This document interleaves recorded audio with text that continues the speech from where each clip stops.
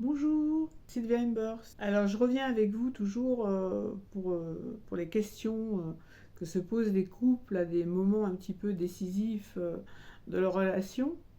Et là, je vais parler un petit peu de l'avant-rupture, voilà, où on en a assez, où vraiment on veut reprendre sa vie différemment. On ne veut plus continuer avec cette personne avec qui on s'est engagé déjà depuis un bon bout, un bon bout de temps. Peut-être même on est marié, peut-être même on a des enfants ensemble. Et effectivement, on, vraiment on réfléchit, puis ça tourne dans la tête, et puis voilà, on ne trouve pas vraiment de solution. Alors souvent c'est pas évident d'avoir réellement un avis objectif de la part des parents, des amis, qui peut-être perçoivent votre couple idéalement, hein. Il y a des gens qui disent mais non, t'as un super couple, t'as une super famille, c'est génial. Alors ça vous aide pas beaucoup parce que bon bah oui forcément les gens ne vivent pas avec vous, hein, ils sont pas en intimité avec vous, et ils vous voient superficiellement, ils vous voient de loin.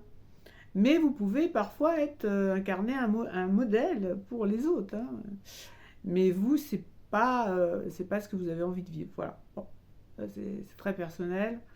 Alors c'est forcément j'irais dire que quand on est deux, on ne peut pas vivre exactement la vie qu'on veut vivre pile poil comme on voudrait, hein, puisque forcément on a accepté d'être deux. Voilà, donc déjà dès le principe où on est deux, bah, il va y avoir des adaptations à faire. Vous pouvez pas, voilà, ça peut pas être exactement comme vous le souhaitez à chaque instant. Alors on ira voir quelques questions déjà.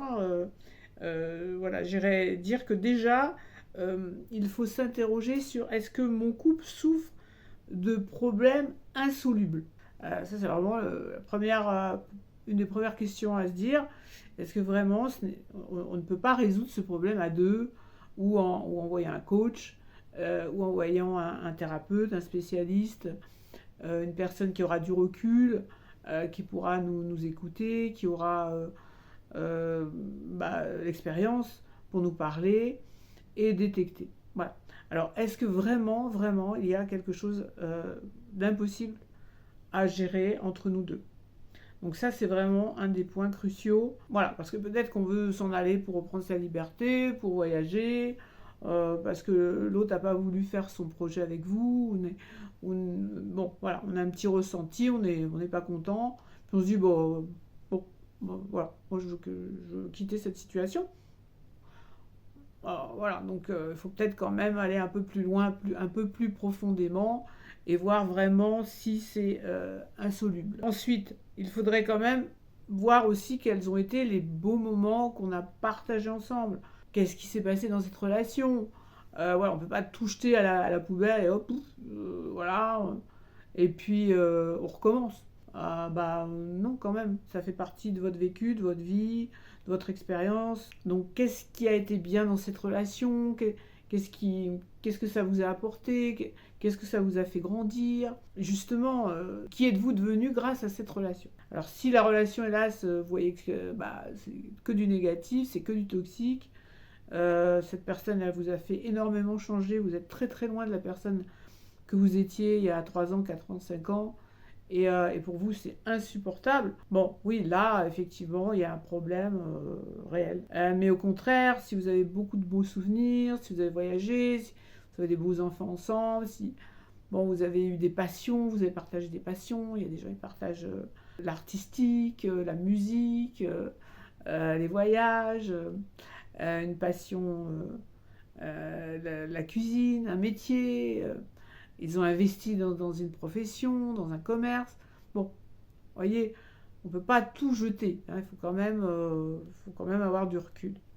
Donc ça aussi, c'est très très important de se demander. Ensuite, j'irai vous dire, en fin de compte, je voudrais couper cette relation parce que je veux partir pour quelqu'un. Est-ce que je suis attirée par quelqu'un d'autre? Est-ce que, qu'en fin de compte, c'est plus parce que je me sentirais mieux dans les bras de quelqu'un d'autre? Et est-ce que cette personne est fantasme? C'est un fantasme, c'est un ami de loin, c'est quelqu'un avec qui je parle sur internet, je sais pas comment je parle, bon, et voilà. C'est arrivé comme ça et puis je fantasme dessus. Ou est-ce que c'est une vraie personne avec qui j'ai un vrai relationnel, où on se voit, où on échange. Et là, je vois que je suis une autre personne, je suis différente. Ou différent, hein, je parle au nom des hommes et des femmes. Et c'est vrai, je me sens autrement, je me sens, je sais pas, je me sens plus pertinent, ou pertinente, ou plus beau, plus belle avec cette personne, où je ressens des choses que je ne ressens plus, ou je ne sens pas, avec l'autre personne. Bon, alors là, c'est souvent le cas, c'est rare enfin, on peut partir seul parce qu'on en a marre et qu'on a un projet, mais quelque chose nous attend quand même. Mais c'est souvent, effectivement, parce qu'il y a quand même quelqu'un d'autre qui vous donne l'envie d'être autrement ailleurs. Donc, est-ce qu'il y a quelqu'un d'autre? Vraiment. Mais pas un fantasme. Il ne faut pas que ce soit un ami là-bas, quelqu'un que je vois tous les mois, ou on se voit sur Internet. Enfin bon, non, non, non, c'est pas ça. C'est pas ce qu'il faut. Il faut vraiment parler avec quelqu'un déjà, hein, profondément. Et le voir, en vrai, physiquement. Hein. C'est pas un fake. Hein. Bon, attention. Alors ensuite, la personne que je veux quitter, maintenant, est-ce qu'on regarde ensemble? Est-ce qu'on a des projets ensemble? Est-ce qu'on se projette ensemble? Alors oui, ça, c'est important. Parce que si on ne se projette pas ensemble, on a l'impression que l'histoire est finie, quoi. On a fait ce qu'il y avait à faire, on a regardé le film ensemble, on a vécu le film c'est fini, il n'y a pas de suite. Voilà. Si on ne se projette pas, si on ne se renouvelle pas, si on n'a pas de projet, si on vraiment on s'imagine pas qu'est-ce qui va se passer après, ensemble, c'est vrai que c'est quand même démotivant, on va dire, c'est pas du tout... Donc c'est vrai que toujours, pareil, on reviendra toujours sur le même fait qu'il faut se parler, qu'il faut discuter, et pas une fois comme ça au détour du bois, quoi. Non, faut quand même... voilà, faut essayer d'approfondir les choses, faut parler. Et puis un peut avoir un projet et dire à l'autre, bah tiens, pourquoi on ferait pas ça ensemble, hein, c'est pas forcément les deux d'un coup, tout, on a la même idée, hein, non. Il y en a un toujours qui motive l'autre, on le sait dans un couple, il y a toujours un qui est plus moteur que l'autre, qui est plus actif que l'autre, qui remue peut-être plus l'autre. Voilà, après bien sûr, il faut que l'autre ait envie aussi de ça. Mais la projection est très importante pour continuer, sinon ben, on ne sait pas ce qui se passe. Après, une question aussi, ça c'est vraiment essentiel. Est-ce que je suis restée ou est-ce que je reste à cause des enfants? Voilà. Alors est-ce que je reste à cause des enfants, pour les enfants, parce qu'il y a des enfants, parce que je ne veux pas faire de la peine aux enfants, parce que ça ferait trop de chamaillerie, et que je ne veux pas assumer ça, alors je reste. Alors moi, mon avis serait oui, les enfants, on les a fait, on est responsable, on ne peut pas comme ça, voilà. Donc on est responsable d'eux, mais on ne peut pas non plus sacrifier toute sa vie d'homme ou de femme pour des enfants et attendre qu'ils soient grands, parce que la vie elle passe. Donc ça se fait subtilement, en parlant toujours, en prenant la température, et voilà, c'est donc très important avec les enfants. Bien sûr, c'est important. On ne peut pas laisser comme ça les choses... Mais est-ce que je reste que pour les enfants? Ah, là c'est quand même, vous voyez, 2 poids 2 mesures. Donc voilà. Donc il faut un petit peu s'interroger, toujours, hein, voilà. Mais c'est vrai que c'est un exercice psychologique et c'est important de se poser les bonnes questions. Très très important. Alors, est-ce qu'il y aurait une autre petite question à se poser? Non, je pense que là on a fait un bon petit tour. Voilà, et moi je suis bien sûr votre coach. Je suis là pour justement réfléchir avec vous et comment dire et voir le pourquoi du comment.